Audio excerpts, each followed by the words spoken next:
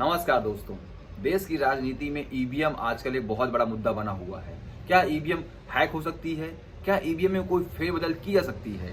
जहां पर विपक्षी पार्टियों की सरकार नहीं बनती है, वहां पर ईवीएम का मुद्दा क्यों उठ कर आ जाता है, और जहां पर किसी पार्टी की सरकार बन जाती है वहां पर ईवीएम का मुद्दा नहीं उठाया जाता है उस पार्टी के द्वारा। लेकिन जिन देशों में टॉयलेट में पानी की जगह पेपर इस्तेमाल करने लगे हों और नौकरों के लिए इंसानों की जगह रोबोट का इस्तेमाल करने लगे हों, उन देश में ईवीएम क्यों नहीं यूज की जा रही है? सवाल तो लाजमी है। ढेर सारे सवाल आपके भी दिमाग में होंगे ईवीएम को लेकर के। तो आइए समझते हैं इस वीडियो में कि आखिर ये ईवीएम का फंडा क्या है और आखिर ये ईवीएम हैक होती है कि नहीं होती है। अगर होती है तो कैसे होती है, और नहीं होती है क्यों नहीं होती, कैसे नहीं होती। तो इन सभी चीजों को समझने के लिए हमको इस वीडियो को समझना पड़ेगा। ईवीएम यानी इलेक्ट्रॉनिक वोटिंग मशीन। इस वोटिंग मशीन को भारत में Bharat electronics and electronics corporation of India limited के द्वारा भारत में बनाया जाता है। सबसे पहले हम समझते हैं कि ईवीएम के इन पार्ट्स की आखिर कौन कौन से पार्ट कैसे काम करते हैं। सबसे पहले इसको देखिए, ये है बैलेटिंग मशीन। इसके बाद में इसको जो बगल में रखा हुआ है इसको बोलते हैं वीवीपैट, और यहाँ पर साइड में जो रखा हुआ है वो ईवीएम कंट्रोलर होता है। इसको बोलते हैं ईवीएम कंट्रोल यूनिट। तो जब ये कंट्रोल यूनिट होता है, इस कंट्रोल यूनिट में जाकर के जो प्रोसीडिंग ऑफिसर होता है, जो वहां पर बूथ में बैठा होता है, वो आप जब उसके पास आप पर्ची दिखाएंगे तो वो आपको यहाँ पे बटन दबा के रेडी कर देगा आपकी वहां पे बैलेटिंग मशीन को। तब आप यहाँ से जाएंगे और वहां पे आपको ग्रीन सिग्नल मिलेगा, तभी आप जाकर के उस बैलेटिंग मशीन में अपना वोट वहां पर डाल सकते हैं। ईवीएम को लेकर कई बार कांग्रेस, समाजवादी पार्टी, बहुजन समाज पार्टी और आम आदमी पार्टी, अन्य सभी जो विपक्षी दल की पार्टियां हैं, उन सभी ने यहाँ पर बीजेपी के ऊपर आरोप लगाए हैं कि बीजेपी यहाँ पर ईवीएम हैक करवाती है, बीजेपी यहाँ पर ईवीएम में गड़बड़ी करवाती है। लेकिन इन सभी के बीच 2014 से पहले की अगर हम बात करें यहाँ पर, तो ईवीएम के मुद्दे को बीजेपी भी उठाती थी। अगर मैं बात करूं 2009 के लोकसभा चुनाव के, तो यहाँ पर बीजेपी के नेताओं ने ईवीएम के ऊपर तो एक बुक भी लिख डाली है। जो बीजेपी के प्रवक्ता हैं जीवी राव, उन्होंने ईवीएम के ऊपर एक बुक लिखी जिसका उनका टाइटल जो नेम है बुक का, उसका डेमोक्रेसी एट रिस्क रखा गया है। और इस बुक में कुछ पन्ने तो लाल कृष्ण आडवाणी जी ने भी लिखे हैं। तो ऐसा नहीं है कि यहाँ पर सिर्फ कांग्रेस या अन्य विपक्षी पार्टियां ही मुद्दे उठाती हैं। 2014 से पहले जब बीजेपी की सरकार नहीं थी केंद्र में, उससे पहले बीजेपी भी इन मुद्दों को उठाती रहती थी। और इस प्रकार धीरे धीरे देश की राजनीति में ईवीएम को लेकर के सवाल समय दर समय उठते चले आए हैं। हाल ही में आपने 2-3 सालों से लेकर के आप तक सुना होगा कि कहीं जगह कोई चुनाव हुए हैं जहाँ पे कैंडिडेट को 0 सीट्स मिली हैं, उसका खुद का वोट भी नहीं गिना गया है। ऐसे भी कई सारे ईवीएम को लेकर के मुद्दा यहाँ पर सामने आए कि आखिर उस बंदे को क्यों नहीं उसका पर्सनल वोट नहीं मिला, उसके पारिवारिक का वोट नहीं मिला, यहाँ पे 0 वोट कैसे हो गया उसके बूथ में। तो ऐसी चीजें यहाँ पर बहुत सारे मुद्दे सवाल यहाँ पर उठ के सामने आ चुके हैं। लेकिन मैं आपसे बात करता हूँ कि आखिर ईवीएम को लेकर के इसका फंडा क्या है। तो मैं अगर आपसे कहूँ साफ साफ बातों में, साफ साफ शब्दों में, तो हम तो एक इंसान होते हैं, इंसानों से भी गलतियां होती हैं। ये तो एक महज इलेक्ट्रॉनिक मशीन है, तो हम इससे क्या उम्मीद कर सकते हैं? देखिए, ईवीएम के अंदर एक प्रोसेसर लगा होता है, उसमें अगर हम असली की जगह नकली डिस्प्ले वहां पर लगा देते हैं तो वो जो परिणाम होते हैं वोटिंग के, काउंटिंग के, वो परिणाम यहाँ पर बदल सकते हैं। और ये नकली डिस्प्ले चुनाव से पहले बनवाया भी जा सकता है। और ईवीएम में गड़बड़ी करने का एक दूसरा तरीका भी होता है कि जिस दिन काउंटिंग हो रही होती है उस दिन एक क्लिप तैयार किया जाता है, और इस क्लिप में जीतने वाले कैंडिडेट के नाम को सेट कर दिया जाता है और जाके उस मेमोरी चिप में जाकर के वहां उसमें जाके सेट कर दिया जाता है। तो यहाँ पर जिस कैंडिडेट को आप सेट करते हैं वो कैंडिडेट वहां पर चुनाव जीत जाता है।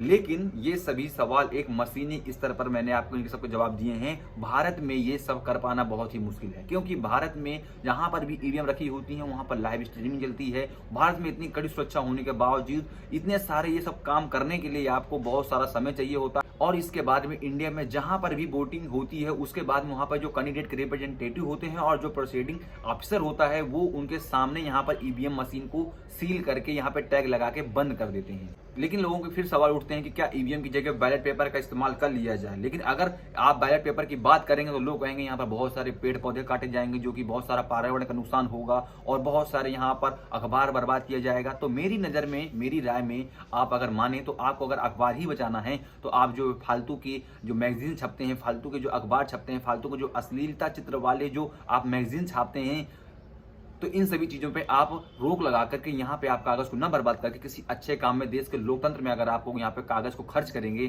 तो ये बिल्कुल भी गलत नहीं होगा। जो मैंने आपको स्टार्टिंग में एक लाइन बोली थी कि जिन देशों में टॉयलेट में पानी की जगह पेपर का इस्तेमाल किया जाने लगा है और इंसानों की जगह रोबोट का इस्तेमाल किया जाने लगा है, तो उन देशों में आखिर ईवीएम क्यों नहीं इस्तेमाल की जाती है। तो उसके लिए मैं अमेरिका, जर्मनी, आयरलैंड जैसे देशों की बात कर रहा हूं, जो कि एक विकसित देश हैं। उन देशों में ईवीएम में कई सारे घोटाले सामने निकल के आए हैं और वहां पर ईवीएम को बंद कर दिया गया है और ईवीएम को कूड़ेदानों में भी फेंक दिया गया है।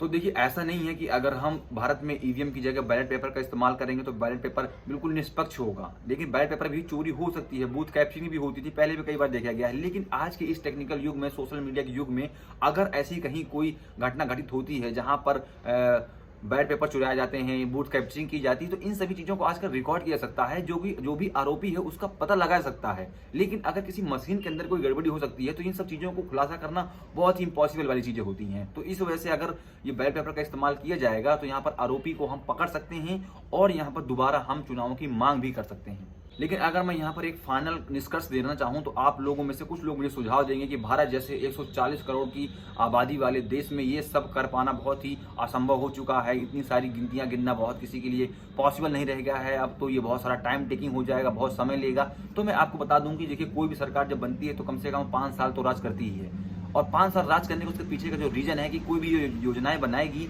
तो उन योजनाओं को इंप्लीमेंट करने के लिए, उन योजनाओं को लागू करने के लिए यहाँ पर लंबा समय चाहिए होता है। लेकिन फिर भी हम अपनी सरकार को अपने हाथों से चुनते हैं। उसके लिए हमारा यहाँ पर वोट देना और वोट की गिनती होना बहुत ज्यादा टाइम ले सकता है, ऐसा मानना है आप जैसे लोगों को जो कमेंट करेंगे इस बात को कि यहाँ पर टाइम टेकिंग हो जाएगा। अगर हमारे देश में कोई सरकार बन रही है, निष्पक्ष सरकार हमें बनानी है, तो उसके लिए 1-2 महीना अगर समय लग भी रहा है काउंटिंग में, तो हमें कोई दिक्कत नहीं होनी चाहिए, क्योंकि हमें अपने लोकतंत्र में एक निष्पक्ष लोकतंत्र की स्थापना करना है और एक निष्पक्ष चुनाव हमें चाहिए जिसमें पारदर्शिता का होना बहुत जरूरी है। तो अगर हमें पारदर्शिता और निष्पक्षता चाहिए तो हमें बैलेट पेपर का इस्तेमाल करना होगा। भले ही उसमें गिनती ज्यादा समय ले सकती है, लेकिन एक निष्पक्षता और एक पारदर्शिता हमारे यहाँ पर वोटिंग को, लोकतंत्र को, दोनों को मजबूत करेगी। और हाँ, मैं आपको एक चीज और बताता हूँ, अगर आपको बैलेट पेपर की मांग ही करना है तो आप अपने जो भी आपका चुनावी क्षेत्र है, उस चुनावी क्षेत्र में आपको यहाँ पर 64 से ज्यादा कैंडिडेट खड़े करने होंगे। और अगर 64 से ज्यादा कैंडिडेट खड़े हो जाएंगे तो यहाँ पर बैलेट पेपर से चुनाव हो पाना संभव हो सकता है, क्योंकि ये जो ईवीएम मशीन है यहाँ पर एक बार में 64 से ज्यादा कैंडिडेट को यहाँ पर एक साथ लिस्ट में नहीं ले सकती है और इनको हर 10 साल में बदलना भी पड़ता है। तो इस वजह से आप अगर चाहते ही हैं बैलेट पेपर चुनाव के लिए, तो यहाँ पर आप अपनी मांग और अपना मुद्दा एक प्रकार से इस तरह उठा भी सकते हैं। बहुत बहुत धन्यवाद। तो चलिए दोस्तों, अगर आपको ये वीडियो पसंद आया हो तो आप हमारे इस चैनल को यहाँ पर सब्सक्राइब भी कर सकते हैं और आप इस वीडियो को अपने दोस्तों तक भेज भी सकते हैं कि ईवीएम को लेकर जिनके दिमाग में भी कोई भी सवाल है उनको आप इस वीडियो को शेयर कर सकते हैं। और अगर आपका कोई सुझाव हो तो आप नीचे कमेंट बॉक्स में कमेंट भी कर सकते हैं। बहुत बहुत धन्यवाद।